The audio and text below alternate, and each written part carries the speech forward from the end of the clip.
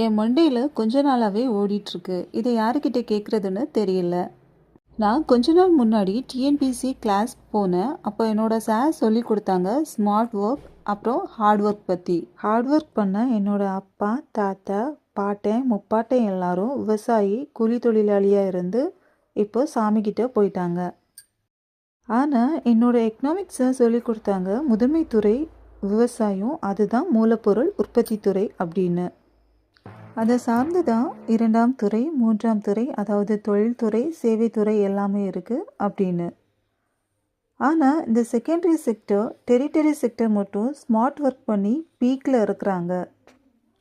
இந்த முதன்மை துறையை மட்டும் நம்பி வேளாண்மை பண்ணுற விவசாயிகள் இன்னைக்கு அடையாளம் தெரியாமல் இருக்காங்க. விவசாயிகள் தங்கள் விவசாய நிலங்களை தன்னோட கஷ்டத்துக்காக விற்கிற சூழ்நிலைக்கு தள்ளப்படுறாங்க. விவசாயம் தானே முதன்மை துறை, அது ஏன் முதல்ல இல்லை? தெரிஞ்சவங்க மறக்காமல் கமெண்ட் பண்ணுங்கள். நன்றி. மீண்டும் சந்திப்போம் மற்றொரு வீடியோவில்.